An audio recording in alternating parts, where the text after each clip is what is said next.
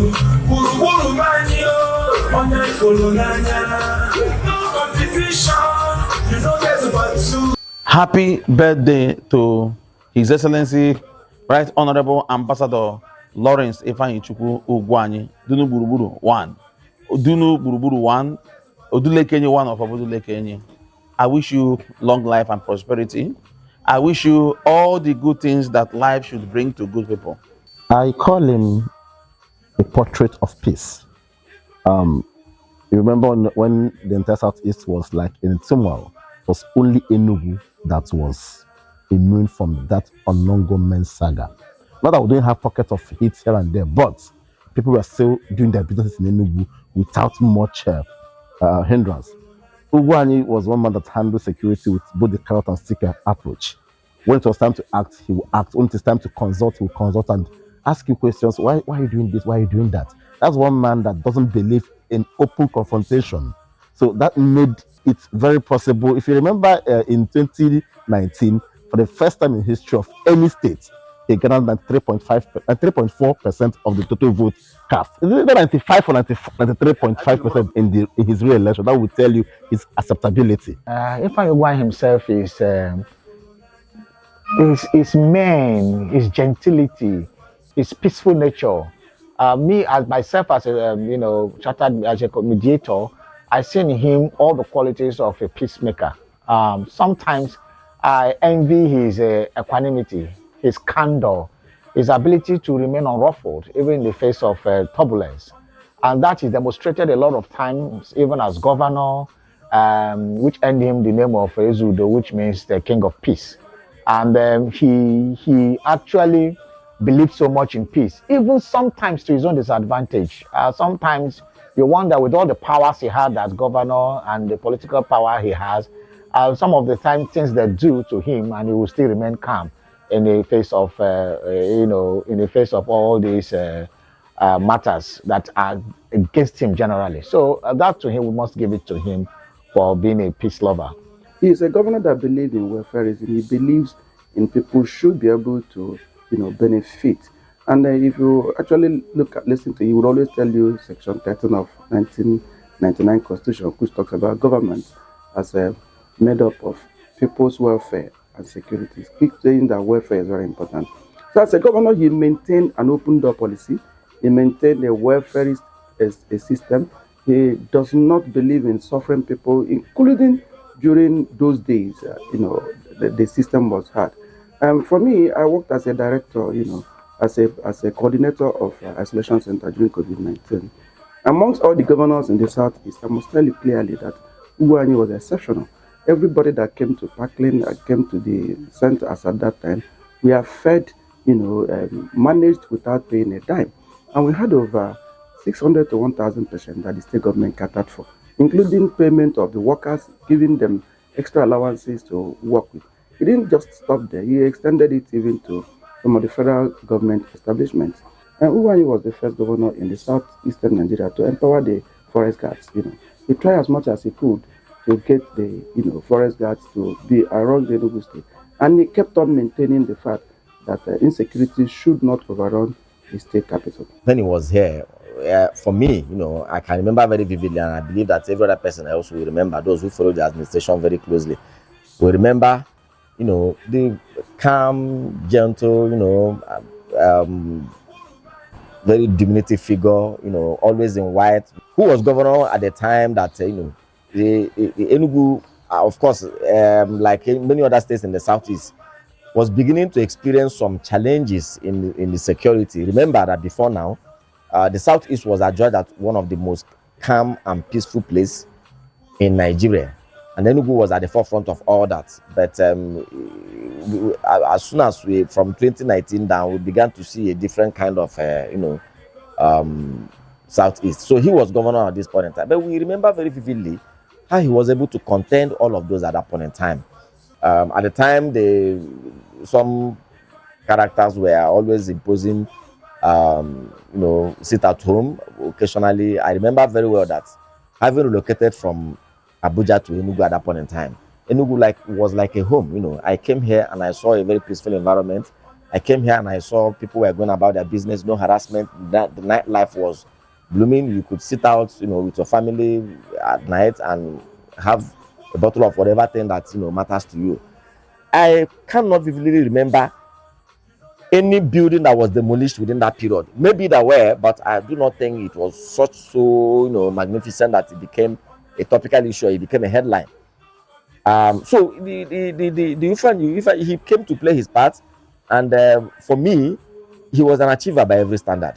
Then when you go away from that, when you also look at the way he handles communal issues, you will also understand that he never for once believed in the government is law mantra.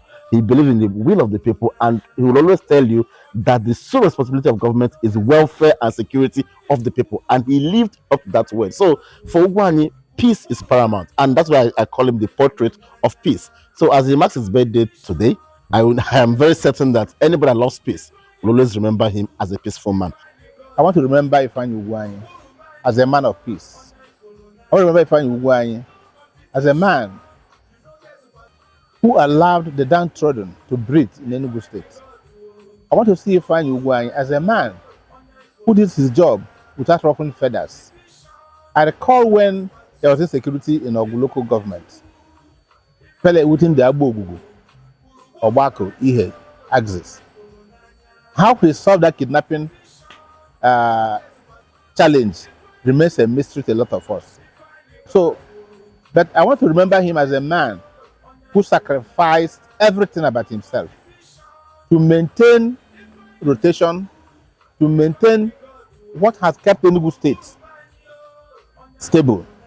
Whether you call it zoning, whether you call it rotation, what you call maintaining the status quo. In fact, he actually injured himself by staying true to power, ensuring that rotation remained in Enugu East Senatorial Zone, in spite of the challenges by his brothers. And that cost him deeply. And today, Enugu is better for it. Today, Enugu is an example in Nigeria. So Ifeanyi Ugwuanyi is a bridge builder. He's a man who maintains status quo. And like most people have said, he's a man that ruled without the poor crying. His Excellency, sir, you are a good man.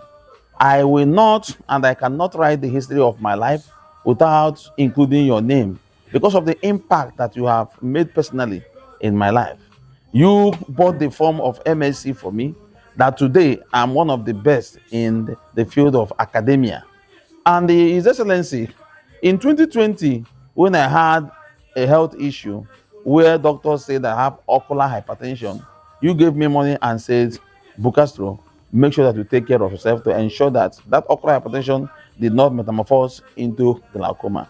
As the executive governor of Enugu State, Enugu enjoyed relative peace. You transformed the state across all the sectors and ensured that no sector was left behind. As he goes to celebrate 62 years, I will just say one thing. God has been kind to you, Your Excellency. God has been faithful to you. God has blessed you in so many ways. And as I've told you personally, it is not because of anything. It's just because God's grace is on you. And may that grace continue to be on you. May you continue to use His grace to, have impact in your society, have greater impact in the country, especially now that you're an ambassador nominee, that wherever you represent Nigeria, you also have that great impact on Nigeria's reputation. So I want to wish you more years ahead, plenty more years of God's blessings, of God's grace as usual, and of course, of good health and vitality. Happy birthday to you, sir, and thank you so much for everything that you did for our great state, Enugu State. Thank you for your peaceful leadership style.